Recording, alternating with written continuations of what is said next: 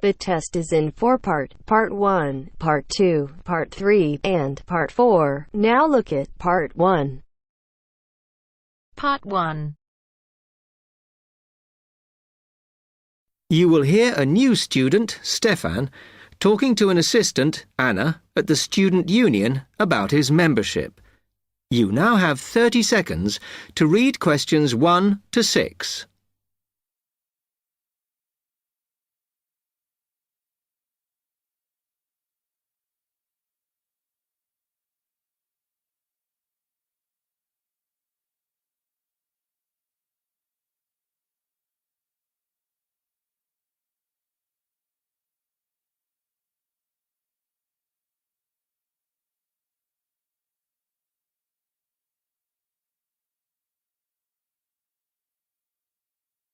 Hi, can I help you? Yeah, I hope so. This is the first time I've been down to the union. I'm a new international student, and I just wondered what to do. Oh, right. Well, normally we ask international students to fill out this form, and we put your details on the wall by reception. Then other students can contact you. It's a way for everybody to get to know each other. It can be a bit lonely otherwise. Oh, I see. What's your name? I'm Anna, by the way. It's Stefan Unger. OK, well, just write that there, next to name, and then fill in the rest. Right. What does it mean, degree program? Oh, just if you are an undergraduate or a postgraduate. Or maybe you're just here for a short course? I'm a postgraduate. Do I need to say what in? Not really. It's too much detail. But you should put your department, so people who have the same interests or problems as you can get in touch. So I'm studying marine construction, so for department, do I put down the science faculty then? Just your actual department. That must be engineering, no? Oh, I see, yes. Then if you list what you like doing in your free time, not that we ever get any when we're studying, and maybe you can meet up with someone socially, or to join a club or something. Well, I like lots of things. Shall I just list them? My advice is to just put 1 or 2, like football and films or whatever. Otherwise, you'll get so many invitations, you won't get any time to work. OK.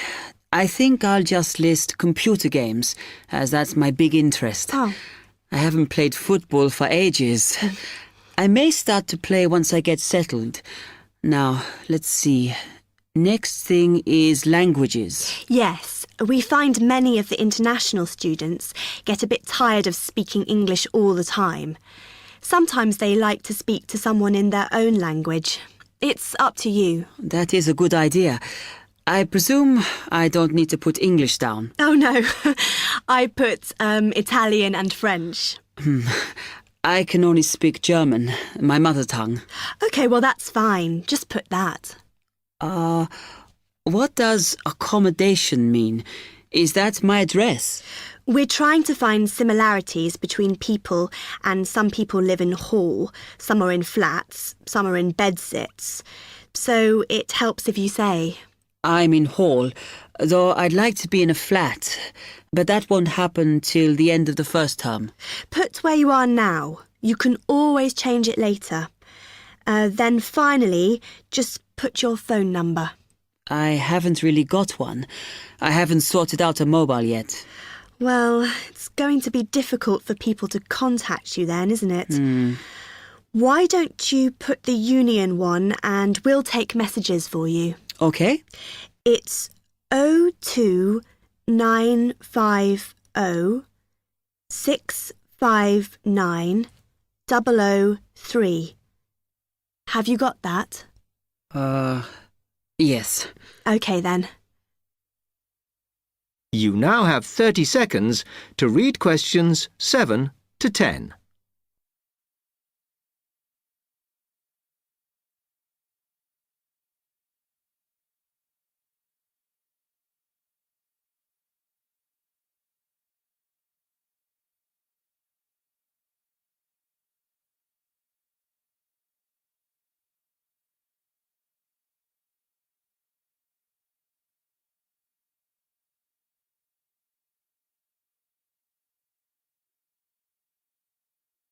Oh, I had a couple more questions about the services you've got here. It says there's a photocopier here. Yes, you need to get a card from the shop, and then it's available to all students in the mornings. The union uses it after 1 p.m. Okay. I see also the union organises loads of events. Are they always held here in the union building? It looks big enough. If you're interested in something, you should check the poster or our website.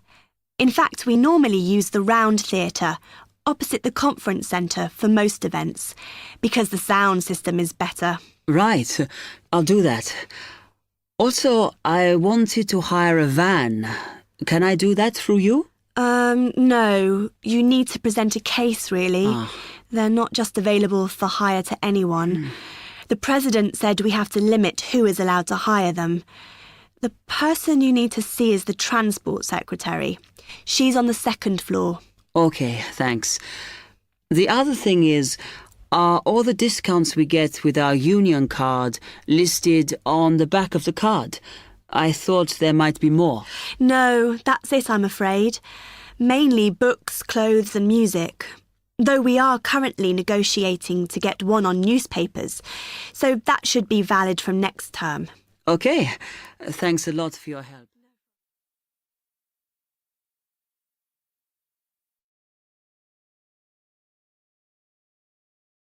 That is the end of part 1. You now have half a minute to check your answers.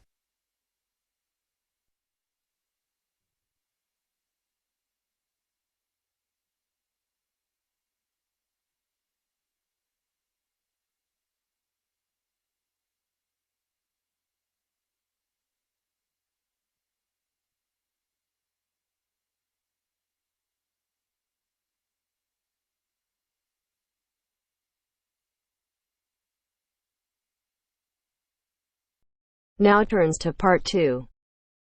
Part 2. You will hear a talk on local radio about a short film festival in the town of Adborn. Now you have some time to look at questions 11 to 16.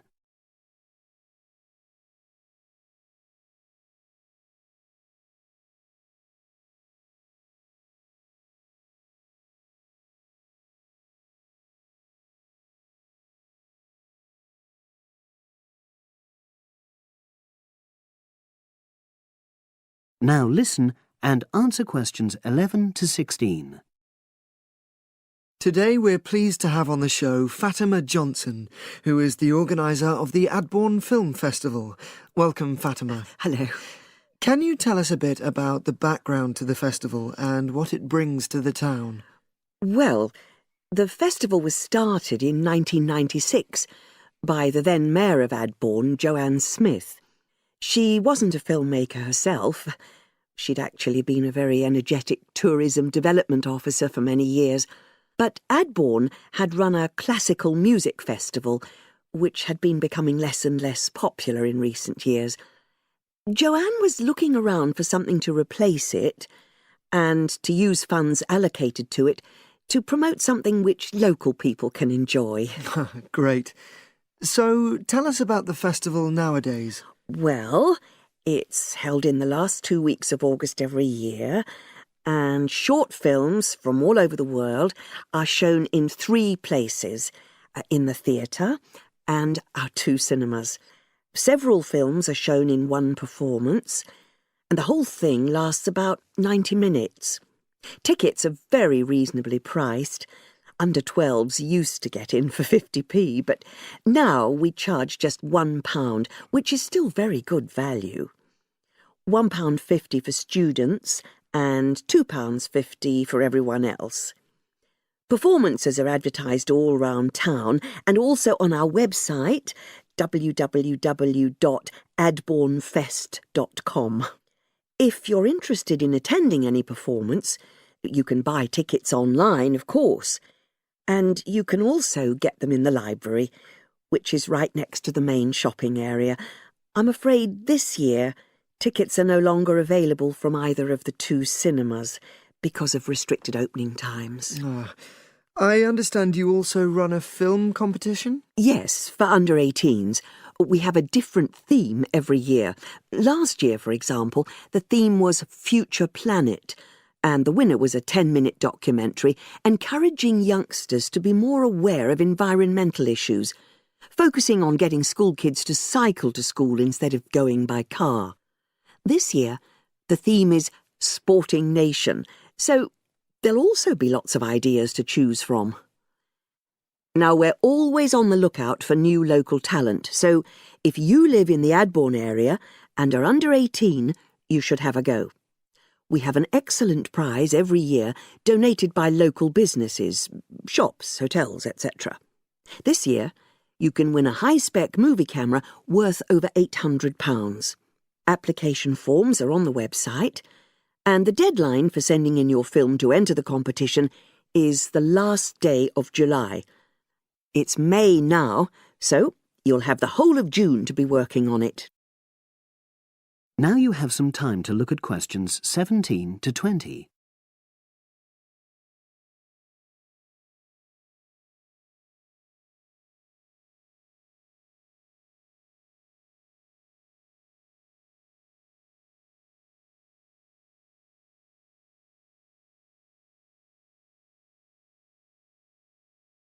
Now listen and answer questions 17 to 20. And what are the judges looking for? Well, although we choose very topical issues like the environment, we're not looking for propaganda, trying to get people to do something. Instead, we're looking for a new angle, a fresh way of looking at a theme. And of course, because it's a short film festival, it's not really about a fully worked story with well-rounded characters. It's more about good photography, conveying things visually. And who judges the films? A panel of 3 people who know a lot about film. We've used the same judges for many years, and we're very happy with their expertise. One thing we probably will change next year, though, is we want to add another class and another prize for older filmmakers. We'll keep it at a maximum of 10 minutes, though. The length works well for our festival. We also want to use different venues for the film shows, such as community centres and at least one school. It might make performances more accessible to a wider audience. We did explore the possibility of having late-night showings, but that's unlikely to happen in the coming year. So, as I say, if anyone's interested in submitting a film for our competition, go onto our website and you'll be able to access everything.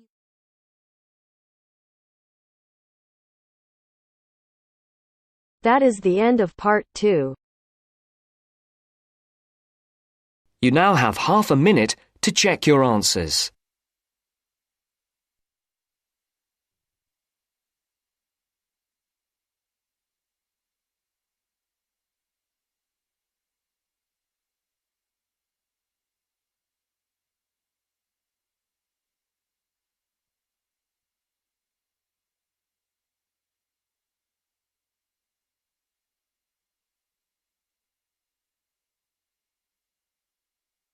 Now turns to part 3.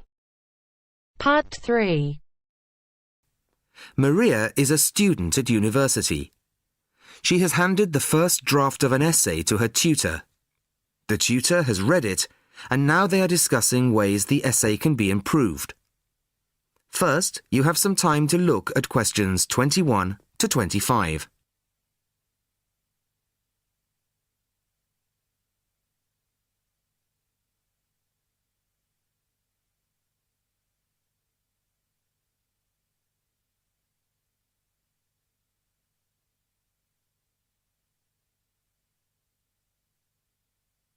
Listen carefully to the first part of the conversation and answer questions 21 to 25.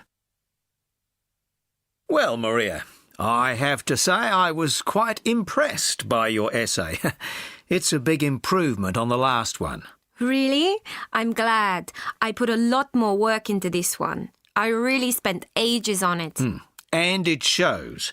You've addressed most of the problems I pointed out last time.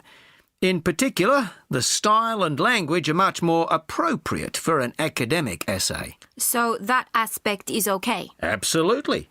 If you carry on like this, you shouldn't have any significant problems in that department. That's a relief. I've been quite worried about that, although I've been reading a lot of other essays to try to get the right style. Well, I'd say you've been successful. There are just one or two minor things you could look at. Your punctuation's quite basic. It's really just full stops and commas. And parentheses. Brackets? Yes, brackets if you prefer. In academic writing, these are best used only occasionally, if at all. You use them rather too often. Okay, I see. And I'm sorry to mention it, but your spelling. I know. But I'm working on a foreign computer. The spell checker doesn't work for English. Are you sure? Have you tried changing the setting to English? No, I haven't. Well, I should see if that's possible. I haven't marked you down this time, but, well, some of my colleagues are a bit old-fashioned about spelling. I'd try to get that sorted out if I were you. Okay, I understand. I'll try to change the setting. Before you hear the rest of the conversation, you have some time to look at questions 26 to 30.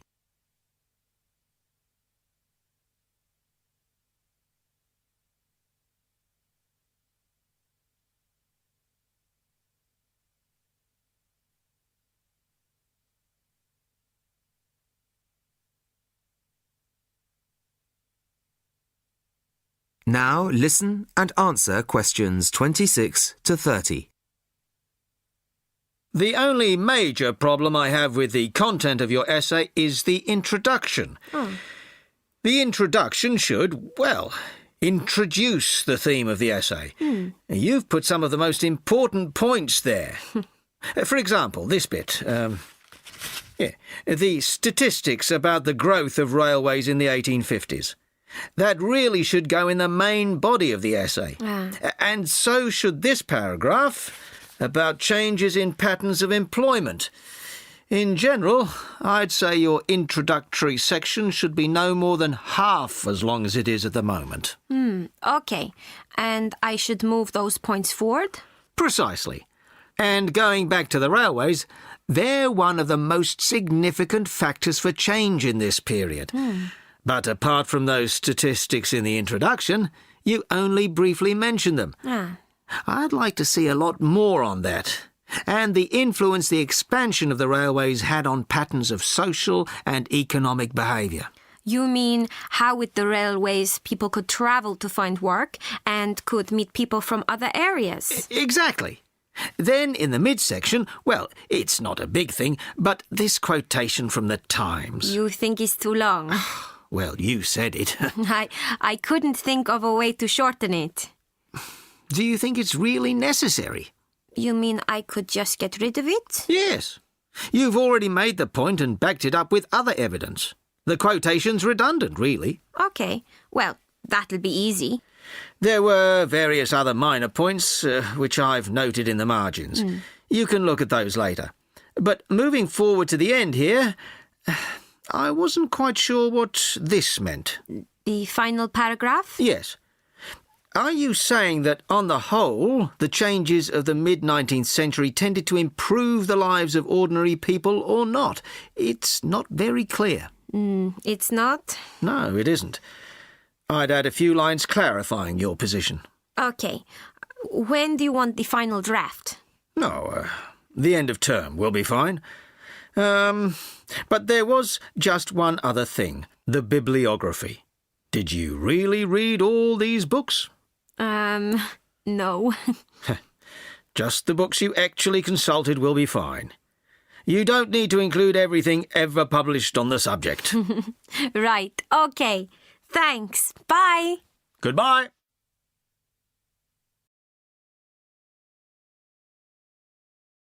That is the end of part 3. You now have half a minute to check your answers.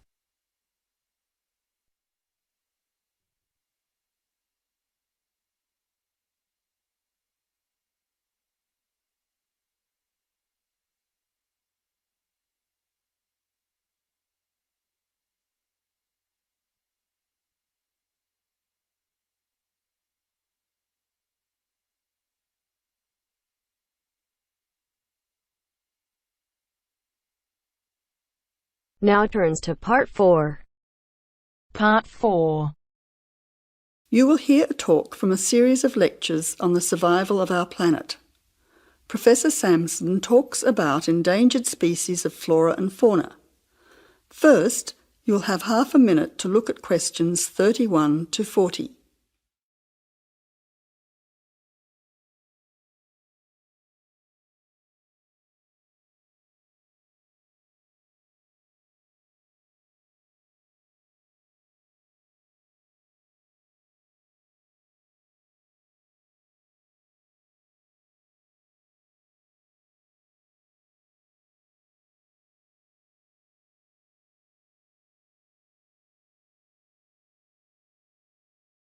Now listen carefully to the talk and answer questions 31 to 40. Good afternoon, ladies and gentlemen. Today's topic in this series of lectures on our planet is about ensuring the survival of our very important plant and animal species. In this lecture, I want to discuss one way that we can do this. No one will ever see a huge dinosaur thundering through the forest. No one will ever see a paradise parrot flash its rainbow colours across the sky. The fact is that many animals and plants have been wiped out. Sadly, they are extinct. It is too late for them. Extinction is forever. We can't do anything about the species that have already disappeared.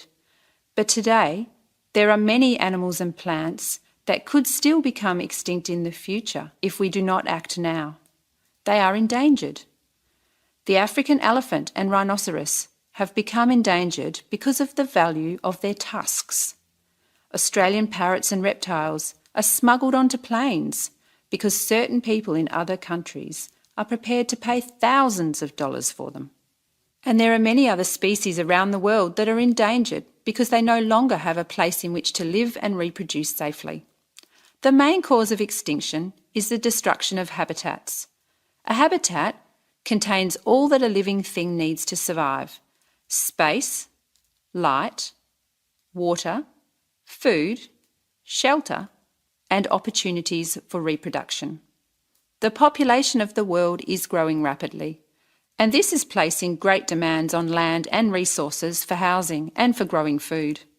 When vegetation is cleared and swamps are drained for agriculture, mining and suburbs, or when rivers are dammed to store water, plants are destroyed and animal life is threatened.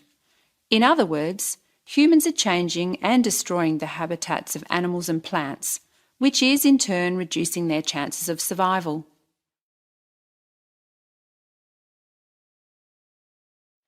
So how can we conserve habitats and help save endangered species? Well, one way is to protect their habitats permanently in national parks or nature reserves. National parks have been created in many countries. They encourage people to enjoy the beauty and diversity of the animals and plants that live there without harming them. By supporting and visiting these parks, people can become more aware of the species that live there and how the parks work to protect them. It is very important that, when visiting a national park, we keep them safe for future generations of plants and animals by obeying a few rules. Firstly, follow the fire regulations. Don't throw cigarettes or build fires, except at certain times of the year in especially allocated areas and facilities. Secondly, remember to leave pets at home. Pets, such as cats or dogs, can hunt birds or other small animals. Some pets might even escape and become a serious threat. Thirdly, place all rubbish in a bin or take it home. Plastic bags or leftover food are dangerous to the animals and harm the environment. Don't pick the flowers or damage the plants. Flowers create the next generation of the plant. Also, for the same reason, birds' eggs must be left in their nests. The loss of species in the past is sad. However, there is hope for the future. Despite the demands of our increasing population, we can work to protect the plant and animal species we still have. So I would like to conclude by saying that I believe that, with strong public awareness and support of these national parks and reserves, the future of endangered species can be ensured.